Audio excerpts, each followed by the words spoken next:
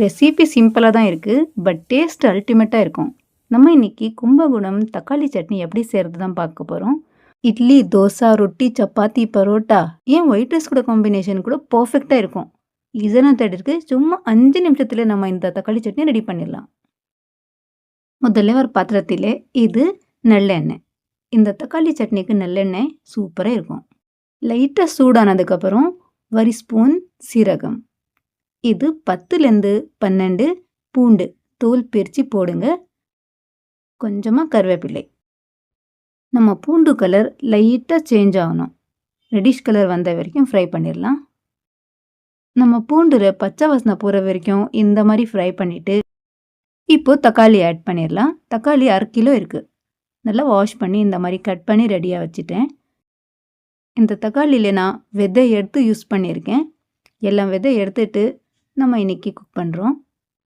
சும்மா கொஞ்ச நேரம் கலந்து விட்டுட்டு உப்பு சேர்த்துக்கலாம். தேவையான அளவு உப்பு சேர்த்து 5 நிமிஷத்துக்கு நல்லா குக் பண்ணிக்கோங்க. நம்ம தக்காளி சும்மா லைட்டாக வதங்கினா போதுங்க.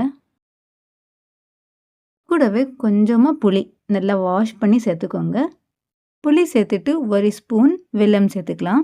நம்ம தக்காளி சட்னியிலே இந்த இனிப்பு சூப்பராக இருக்கும்.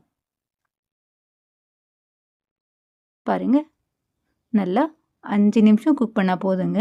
அவ்வளோதான். அடுப்பு ஆஃப் பண்ணிவிட்டு கூல் ஆகிட்டு பிறகு நம்ம ஜாரில் போட்டு ஃபைன் பேஸ்ட்டாக அரைச்சிக்கலாம். நல்லா ஆறுனதுக்கப்புறம் கிரைண்ட் பண்ணிக்கலாம். கிரைண்ட் பண்ணால் கொஞ்சம் கூட தண்ணி போடாதீங்க.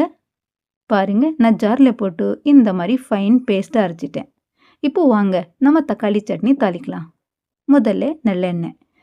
நல்லெண்ணெய் இல்லைன்னா நீங்கள் ஆயில் கூட யூஸ் பண்ணலாம். முதல்ல கடுகு, இது சீரகம் 1/2 ஸ்பூன் சேர்த்துக்கோங்க. நான் 7 ட்ரை ரெட் சில்லி இந்த மாதிரி 1க்கு 2 துண்டு பண்ணி சேர்த்துருக்கேன். இது கருவேப்பிலை. 1 ஃபுல் ஸ்பூன் கடலைப்பருப்பு, 1 ஃபுல் ஸ்பூன் உளுத்தம் பருப்பு நான் தோலோட யூஸ் பண்ணுறேன்.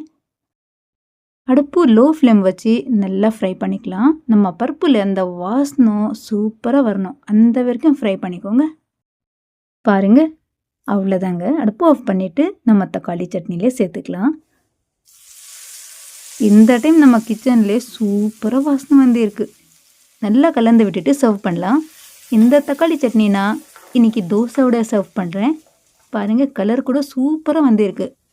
இந்த டைம் உப்பு செக் பண்ணிக்கோங்க. கரெக்டாக இருந்தால் அப்படியே சர்வ் பண்ணலாம். இல்லாது இருந்தால் கொஞ்சம் போட்டு சர்வ் பண்ணி பாருங்கள். டேஸ்ட்டு அல்டிமேட்டாக இருக்குது. ஃப்ரெண்ட்ஸ், இதே மெத்தட் வச்சு உங்கள் வீட்டில் கண்டிப்பாக ட்ரை பண்ணி பாருங்கள். 100% டேஸ்ட்டு பர்ஃபெக்டாக இருக்குது. ட்ரை பண்ணி பார்த்து கமெண்ட் பண்ணுங்கள். தேங்க்ஸ் ஃபார் வாட்சிங்.